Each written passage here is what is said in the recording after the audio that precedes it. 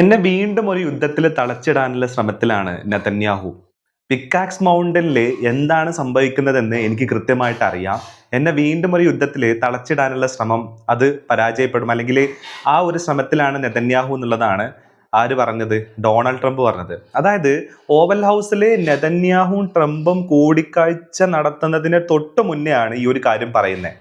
ഇതിന്റെ ഒരു പശ്ചാത്തലം എന്താണെന്ന് ചോദിച്ചു കഴിഞ്ഞാൽ, ഈ പിക്കാക്സ് മൗണ്ടൻ എന്ന് പറയുന്നത് ഇറാന്റെ അതീവ രഹസ്യമായിട്ടുള്ള ഒരു ഭൂഗർഭ ആണവ നിലയമാണത്, ഒരു ആണവ കേന്ദ്രമാണത്. അപ്പോൾ ആ കേന്ദ്രം ബോംബിട്ട് തകർക്കണം എന്നുള്ളതാണ് ആരുടെ നിലപാട്? യഥാർത്ഥത്തിൽ നെതന്യാഹുവിന്റെ നിലപാട് എന്ന് പറയുന്നത്. ഓക്കെ, അപ്പൊ അതിന്റെ പ്ലാനുമായിട്ടാണ് വന്നിരിക്കുന്നത് എന്ന് ട്രംപിനെ കണ്ട് ട്രംപിനോട് പറയുന്നതിന് മുന്നേ തന്നെ നെതന്യാഹു ഇത് ആർക്കും കൂടെ കൊടുത്തിട്ടുണ്ടായിരുന്നു? ഈ പറയുന്ന മീഡിയക്കും കൂടെ കൊടുത്തിട്ടുണ്ടായിരുന്നു. അപ്പൊ ഇതും കൂടെയാണ് ട്രംപിനെ ചൊടിപ്പിച്ചത്. അതായത് ഈ ട്രംപിനോട് ഈ കാര്യങ്ങൾ പറയുന്നതിന് മുന്നേ മീഡിയനോട് ഈ കാര്യങ്ങൾ പറഞ്ഞ് ഒരു പ്രഷർ ക്രിയേറ്റ് ചെയ്ത് അവിടെ ഒരു നീഡഡ് ആയിട്ടുള്ള സാധനമാണ് എന്നുള്ള ഒരു കാര്യം ഉണ്ടാക്കി വെച്ചിട്ട് ട്രംപിനെ വീണ്ടും യുദ്ധത്തിലേക്ക് വലിച്ചിഴക്കുക എന്നുള്ളതായിരുന്നു നെതന്യാഹുവിന്റെ തന്ത്രം. അതായത് ഇറാന് മേലെ അപ്രമാദിത്യം ഉണ്ടാവണം, ഇറാനെ തകർക്കണം, എന്താ പറയാ, വർഷങ്ങൾ നീണ്ടു നിൽക്കുന്ന യുദ്ധത്തിലേക്ക് അമേരിക്കയെ വലിച്ചിഴക്കണം, പശ്ചിമേഷ്യയിൽ സംഘർഷം നിലനിൽക്കണം, പശ്ചിമേഷ്യയിൽ സമാധാനം ഉണ്ടാവാൻ പാടില്ല, അതുവഴി ഈ പറയുന്ന സെക്യൂരിറ്റി മാൻ എന്ന് പറയുന്ന നെതന്യാഹുവിന്റെ ഇമേജ് നിലനിർത്തണം, അതേപോലെ തന്നെ പശ്ചിമേഷ്യയിൽ തുടരെ സംഘർഷങ്ങൾ ഉണ്ടായി, അതുവഴി ഗ്രേറ്റർ ഇസ്രായേൽ എന്ന് പറയുന്ന ഇസ്രായേലിന്റെ സ്വപ്നങ്ങൾ നടപ്പിലാക്കണം എന്നുള്ളതാണ് നെതന്യാഹുവിന്റെ പ്ലാൻ. അപ്പൊ ഈ പ്ലാനുമായിട്ടാണ് ഓവൽ ഹൗസിലേക്ക് ഇപ്രാവശ്യം ആര് ചെന്നിട്ടുള്ളത്? നെതന്യാഹു ചെന്നിട്ടുള്ളത്. അപ്പോ ചെല്ലുന്നതിന് മുന്നേ ചെയ്തിട്ടുള്ള കാര്യമാണ് ഈ പറയുന്നത്. പിക്കാക്സ് മൗണ്ടനിൽ ഇറാന്റെ അതീവ രഹസ്യമായിട്ടുള്ള ഭൂഗർഭ ആണവ നിലയ കേന്ദ്രത്തില് ഇറാൻ ആക്ച്വലി അണുവായുധങ്ങൾ നിർമ്മിക്കുന്നുണ്ട് എന്നുള്ളതാണ് നെതന്യാഹുവിന്റെ നരേറ്റീവ്. അപ്പോ അതിനെ എങ്ങനെ തകർക്കണം, അതിനെ എങ്ങനെ ഇല്ലാണ്ടാക്കണം എന്നുള്ള പ്ലാനും കൂടി ആയിട്ടാണ് ആരങ്ങോട്ട് ചെല്ലുന്നത്? നെതന്യാഹു ചെല്ലുന്നത്. പക്ഷെ ഈ പ്ലാനും ഈ പരിപാടിയൊക്കെ മുന്നേ തന്നെ പുള്ളി റിവീൽ ചെയ്യുകയും കൂടെ ചെയ്തു. അപ്പോ ട്രംപുമായിട്ട് ഒരു നെഗോസിയേഷനിലേക്ക് എത്തി അമേരിക്കയുമായി ഈ കാര്യങ്ങൾ ചർച്ച ചെയ്ത് തീരുമാനിക്കുന്നതിന് പകരം നെതന്യാഹു ഇവിടെ ചെയ്തിട്ടുള്ളത്, ഇതിനെ മുന്നേ തന്നെ, ഈ ചർച്ചയ്ക്ക് മുന്നേ തന്നെ എന്താണ് തന്റെ വരവിന്റെ ഉദ്ദേശം, എന്താണ് താൻ ഉദ്ദേശിക്കുന്നതെന്ന് മീഡിയയിലൂടെ റിലീസ് ചെയ്യുകയും ഒരു പ്രഷർ ക്രിയേറ്റ് ചെയ്യുകയും എന്നിട്ട് അതിനുശേഷം ട്രംപിന്റെ അടുത്തേക്ക് ചെല്ലുക എന്നുള്ളതാണ്. അപ്പൊ ഇത് തിരിച്ചറിയുന്ന ട്രംപ് ഓൾറെഡി പറയുന്നുണ്ട്, തന്നെ ഈ പറയുന്ന യുദ്ധത്തിലേക്ക് വലിച്ചിഴക്കാൻ, ഓൾറെഡി എന്നെ അനാവശ്യമായിട്ടുള്ള യുദ്ധത്തിലേക്ക് വലിച്ചിഴച്ചു, വീണ്ടും എന്നെ യുദ്ധത്തിൽ തളച്ചിടാനാണ് ബിബിയുടെ ശ്രമം എന്നാണ് പറയുന്നത്. അപ്പോൾ ഇതിൽ നിന്ന് വേറൊരു കാര്യം കൂടെ മനസ്സിലാക്കേണ്ടത് എന്താ വെച്ച് കഴിഞ്ഞാൽ, ആദ്യം ഇതുപോലത്തെ ഐഡിയ കൊണ്ട് തന്നെയാണ് ഈ യുദ്ധം തുടങ്ങുന്നതിന് മുന്നേ നെതന്യാഹു ചെന്നത്. അന്ന് ഇതിന്റെ അപകടാവസ്ഥയും അതേപോലെ തന്നെ ഇതിൽ പെട്ടുപോയി കഴിഞ്ഞാൽ ഇതൊരു ട്രാപ്പാണ്, ഏടാകൂടത്ത് പോയി പെടുകയാണ് ചെയ്യുക, ഊരാൻ പാടായിരിക്കും എന്നുള്ള തിരിച്ചറിവ് ട്രംപിന് ഉണ്ടായിരുന്നില്ല. പക്ഷേ ഈ ഏകദേശം ഒരു 4-5 മാസത്തോളം യുദ്ധം നടത്തിയപ്പോൾ ട്രംപിന് കാര്യം മനസ്സിലായിട്ടുണ്ട്, ഊരാൻ പറ്റാത്ത കുടുക്കിലേക്കാണ് ചെന്നപ്പെട്ടിരിക്കുന്നത് എന്നുള്ളത്. അത് മാത്രമല്ല, ഈ 12 ദിവസത്തെ മാസീവ് ആയിട്ടുള്ള സ്ട്രൈക്ക് ഇറാന്റെ മേലെ നടത്തിയിട്ടും ഇറാൻ ആ ഒരു തരി പോലും പുറകോട്ട് പോകുന്നില്ല. ജോർഡാനിൽ അടക്കമുള്ള ഇവരുടെ CIA കേന്ദ്രങ്ങൾ അടക്കം, അതേപോലെ തന്നെ ഇവരുടെ ഇവരുടെ ബേസുകൾ അടക്കം തകർക്കുന്ന സിറ്റുവേഷനിലേക്ക് ഇറാന്റെ തിരിച്ചടി ശക്തമായിട്ട് കിട്ടുകയും കൂടെ ചെയ്തിട്ടുണ്ട് എന്നുള്ളതാണ്. അപ്പൊ കാര്യങ്ങൾ ഒട്ടും ഈസി അല്ല എന്നുള്ളതാണ്.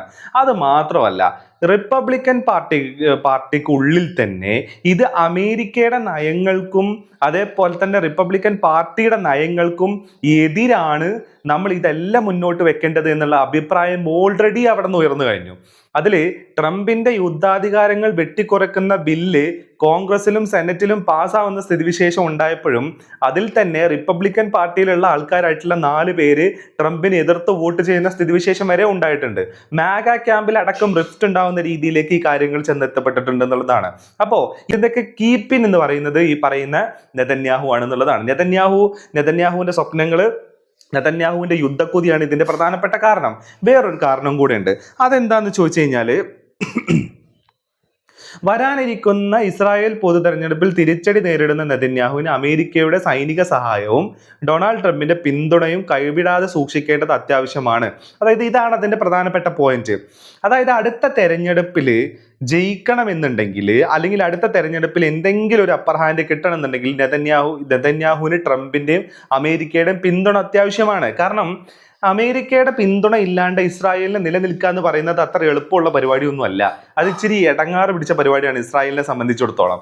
എല്ലാ കാര്യത്തിലാണെങ്കിൽ കൂടെ ചെറിയ രാജ്യമാണ്, അവർക്ക് റീപ്രൊഡ്യൂസ് ചെയ്യാൻ പറ്റുന്നതിന് ഒരു ലിമിറ്റ് ഉണ്ട്. ഇതെല്ലാം ലിമിറ്റഡ് ആണ്.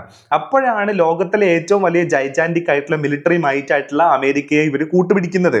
അപ്പൊ അതില്ലാണ്ട് ഇവരുടെ നിലനിൽപ്പ് എന്ന് പറയുന്നത് ചോദ്യചിഹ്നമാവുന്നൊരു സ്ഥിതിവിശേഷം കൂടി ഉണ്ടാവും എന്നുള്ളതാണ്. അപ്പൊ ഇതെല്ലാം മുന്നിൽ കണ്ടിട്ടാണ് നെതന്യാഹു ഇവിടെ ഈ ഇറങ്ങിക്കളി കളിക്കുന്നത്. ഇതിന് മുന്നേ തന്നെ ട്രംപിനും അമേരിക്കൻ ടീമിനും ബോധ്യപ്പെട്ടുള്ള ഒരു കാര്യമുണ്ട്. ഇസ്രായേലിനെ അടക്കി നിർത്താതെ ഒരു തരത്തിലും ഈ യുദ്ധത്തിൽ നിന്ന് ഊരാൻ പറ്റത്തില്ല എന്നുള്ളത്. കാരണം മെമ്മറണ്ടം ഓഫ് അണ്ടർസ്റ്റാൻഡിങ് വെച്ചപ്പോൾ അത് ഇല്ലാണ്ടാവാനും അത് തകരാനുമുള്ള പ്രധാനപ്പെട്ട കാരണം എന്ന് പറയുന്നത് ഇസ്രായേലായിരുന്നു. അതിലെ വ്യവസ്ഥകൾ പാലിക്കാതിരുന്നതും ഇസ്രായേലായിരുന്നു. അന്ന് തന്നെ അതിന്റെ ഒരു സാധ്യത എന്ന് പറയുന്നത് 50% അടഞ്ഞു പോയിട്ടുണ്ട്. പിന്നീട് അമേരിക്കയുടെ തന്നെ കളി, അതും ഇസ്രായേൽ ഇടപെട്ടിട്ടുള്ള കളിയാവാനാണ് സാധ്യത. അതായത് ഈ ഒമാന്റെ തീരത്തിലൂടെ പുതിയ ഒരു റൂട്ട് ഉണ്ടാക്കുകയും അതിലൂടെ കപ്പലുകൾ കടത്തിവിടാൻ ശ്രമിക്കുകയും ചെയ്തത്. അപ്പൊ ഈ രീതിയിലെല്ലാം തന്നെ അമേരിക്കയെ ഈ പറയുന്ന വാറിൽ തളച്ചിടാനുള്ള ശ്രമമാണ് ഇസ്രായേൽ നടത്തുന്നത്. അതിന്റെ പുതിയ കുശാഗ്ര ബുദ്ധിയും കൊണ്ടാണ് യഥാർത്ഥത്തിൽ ഇസ്രായേൽ പ്രധാനമന്ത്രി ഈ പറയുന്ന ബെഞ്ചമിൻ നെതന്യാഹു അമേരിക്കയിൽ എത്തിയത്. അത് ട്രംപ് തിരിച്ചറിയുന്നതും കൂടെ ഉണ്ട് എന്നുള്ളതാണ്. മാത്രമല്ല, ട്രംപ് ഈ കാര്യം കമ്മ്യൂണിക്കേറ്റ് ചെയ്യുന്ന യഥാർത്ഥത്തിൽ അമേരിക്കൻ സൊസൈറ്റിനോടാണ്. അതായത് ഈ ചെങ്ങായിനെ ഞാൻ പൂർണ്ണമായിട്ടൊന്നും വിശ്വസിച്ചിട്ടില്ല, ഈ ഇസ്രായേലിനെ ഞാൻ പൂർണ്ണമായി സംരക്ഷിച്ച് നിർത്തുകയും എൻ്റെ കൈവെള്ളയിൽ കൊണ്ടടക്കമൊന്നും ഞാൻ ചെയ്യുന്നില്ല, അല്ലെങ്കിൽ ഇസ്രായേലിന്റെ പിമ്പല്ല ഞാൻ, ഈ ചെങ്ങായി എന്നെ യുദ്ധത്തിൽ വലിച്ചിഴക്കുകയാണ്, ഈ ചെങ്ങായിയാണ് എന്നെ ട്രാപ്പ് ചെയ്യുന്നത് എന്നുള്ളത് അമേരിക്കൻ സൊസൈറ്റിയിലേക്ക് കൂടെ ഒരു ഇൻഫർമേഷൻ പാസ് ചെയ്യുന്ന രീതിയിലുള്ള പരിപാടിയാണ് ഈ ട്രംപ് ഇതിലൂടെ ചെയ്തു വെക്കുന്നത് എന്നുള്ളതാണ്. കാരണം എന്താ വെച്ച് കഴിഞ്ഞാൽ, റോയിട്ടേഴ്സ് നടത്തിയിട്ടുള്ള സർവേയിൽ 1% പോലും ആൾക്കാർ ട്രംപിനെ ഈ യുദ്ധത്തിൽ സപ്പോർട്ട് ചെയ്യുന്നില്ല എന്നുള്ളതാണ്. അപ്പോൾ വരാനിരിക്കുന്ന മിഡ് ടേം ഇലക്ഷൻ ഈ സപ്പോർട്ട് ഇല്ലായ്മ എന്ന് പറയുന്നത് ട്രംപിനെ സംബന്ധിച്ചിടത്തോളം ഏറ്റവും വലിയ തിരിച്ചടി ആയിരിക്കും. അപ്പൊ അതുകൊണ്ട് തന്നെ ബെഞ്ചമിൻ നെതന്യാഹു തന്നെ കാണാൻ വരുന്ന സമയത്ത് ഈ ചെങ്ങായി ഇവരാണ് എന്നെ യുദ്ധത്തിൽ തളച്ചിടുന്നത്, ഇവരുടെ ഐഡിയ കൊണ്ട് വരുമ്പോഴാണ് ഈ പ്രശ്നങ്ങൾ ഉണ്ടാവുന്നത് എന്നുള്ളതാണ് പറയുന്നത്.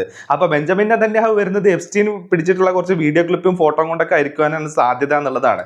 അപ്പോൾ ഇങ്ങനെ രണ്ട് വിധത്തിലാണ് യഥാർത്ഥത്തിൽ ട്രംപ് കമ്മ്യൂണിക്കേറ്റ് ചെയ്യുന്നത് എന്നുള്ളതാണ്. പക്ഷേ എന്തൊക്കെ പറഞ്ഞു കഴിഞ്ഞാലും ഫൈനലി ഇസ്രായേലിന്റെ താല്പര്യങ്ങൾക്ക് മാത്രമേ ഇവർ മുൻഗണന നൽകത്തുള്ളൂ എന്നുള്ളതാണ് പറയാനുള്ളത്.